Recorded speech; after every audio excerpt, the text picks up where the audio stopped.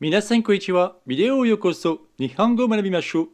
Bonjour et bienvenue sur cette vidéo. Aujourd'hui nous allons voir le QCM numéro 3 qui portera cette fois-ci sur les temps. En l'occurrence je vais vous expliquer comment dire une phrase, on va dire de manière affirmative, négative, au passé et ainsi de suite. Donc là ce qu'on va faire c'est qu'on va tout simplement, je vais vous lire des phrases en français et vous allez essayer de me trouver la traduction en japonais. Alors moi ce que je vous conseille de faire, c'est pour ça que je vous laisse à chaque fois du temps, c'est de... Vous pouvez soit les imprimer, soit tout simplement vous laisser un petit bloc papier, ou alors ce que je ferai, c'est que je vous ferai un petit copier-coller de ces phrases et je vous les mettrai au niveau de la... en dessous de la description YouTube, comme ça vous pourrez récupérer celle-ci, faire un copier-coller et comme ça faire les cacher. Voilà, ça me paraît intéressant de vous dire comme ça. Bon, quoi qu'il en soit, on va commencer par la première phrase. Comment vous pourriez dire « je ne lis pas un livre » Je vous laisse quelques instants. Watashi wa honho yomimasen. Donc vous voyez, le watashi wa peut être enlevé, il n'y a pas de problème. Ça, c'est quelque chose qui peut être... Parce que dans ces cas-là, un japonais, si c'est vous qui parlez, on pourra comprendre je ne lis pas un livre. Ça fait un peu bizarre, vous voyez, c'est pas tellement... c'est pas français du tout, quoi. C'est comme si une personne vous disait dire moi, je, quand un français vous parle. On ne dit pas ça. Et vous voyez que j'ai fait exprès de vous laisser le kanji et je vous mets en hiragana, en fin de compte, le yomimasen. Et le masen, bien évidemment, vous avez bien compris, c'est la négation. Si je prends un autre, on va dire par exemple, j'ai acheté un iPhone.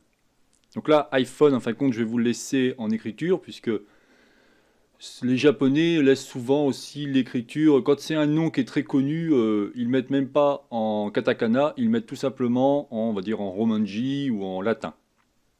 Donc je vous laisse quelques instants. On dira iPhone o kaimashita. Donc là aussi, je parle en forme polie, je ne parle pas en forme neutre. Mais malgré tout, c'est toujours intéressant de voir. Et vous voyez, iPhone est tout simplement écrit comme en français. Prenons une phrase toute simple. Par exemple, je dirais « je n'ai pas compris ». Alors pensez vraiment, comme je vous dis, à faire en sorte de cacher, je vous dis, je vous mettrai les phrases dans la description YouTube, de bien cacher pour que vous puissiez après vous entraîner. Ce qui est important, c'est que vous puissiez le lire sans aucun problème. C'est-à-dire que moi, en général, je fais en sorte de vous mettre les petits hiragana, mais faites en sorte vraiment de mettre les kanji, comme ça au moins vous allez bien vous entraîner, bien comprendre, et après ça viendra naturellement. Donc dans le cas de je n'ai pas compris, on dira wakarimashita. Là vous voyez, j'ai fait exprès de vous laisser le kanji, et je vous mets entre parenthèses à quoi celui-ci correspond. Prenons une autre phrase. Comment diriez-vous « je n'ai pas appris mon japonais » Attention à « mon japonais ». On dira « Watashi no nihongo ho madabimasen deshita ». Donc là, on retrouve bien, comme vous m'entendez souvent dire « nihongo madabimasho », vous voyez, on retrouve bien le manabi, qui veut dire tout simplement « apprendre ». Donc la forme, la racine, on va dire c'est manabu, tout simplement. Hein. Donc on dit « manabimasen deshita ». Mana, vous voyez, je le mets entre parenthèses, bimasen deshita. Alors à chaque fois, bien évidemment, ces phrases apparaissent dans toutes les leçons que j'ai pu vous donner précédemment. Hein. Je n'ai rien changé. Ceux qui viendront prochainement, je ferai en sorte évidemment de les changer pour que vous puissiez vous habituer. Parce que là, c'est très simple que je vous donne. Hein. C'est pour ça que le japonais que je vous enseigne est vraiment pour débutants. Hein. Et comme je dis, je ne suis pas un professeur, je suis juste un passionné qui vous donne quelques petits trucs comme ça, si vous êtes intéressé. Bon, continuons. J'irai à Tokyo le mois prochain.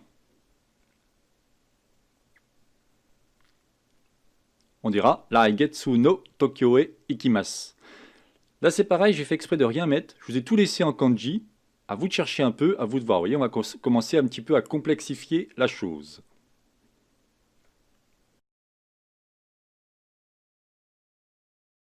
Bon, regardons maintenant une autre phrase. On pourra dire par exemple, demain, je vais voir, ou alors tout simplement, où j'irai voir la mer ou l'océan. Dans ces cas-là, on dira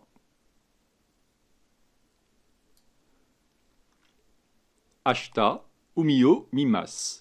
Vous voyez, j'ai fait exprès, là je vous entoure ashita, c'est demain, umi, c'est tout simplement la mer, et o, la particule o, hein, ça on l'a vu ensemble, et mimasu pour dire tout simplement voir. Il nous reste une dernière phrase que l'on va voir ensemble. Je vous la dis très souvent, bien évidemment, quand je vous dis par exemple Nihongo manabimasho, c'est tout simplement apprenons le japonais. Vous voyez, je vous la mets directement, comme ça au moins vous savez où on en est. Voilà, donc c'est terminé pour cette vidéo. Pour la prochaine vidéo, je ferai en sorte de vous faire un QCM numéro 4 afin de finaliser mes différents QCM. Peut-être que je vous ferai un tir groupé avec une fiche ou des choses comme ça afin de résumer tout ce qu'on a pu apprendre. Et bien évidemment, on continuera à apprendre le japonais toujours pour débutants. Je vous souhaite donc une bonne journée et à la prochaine vidéo. Jamatane!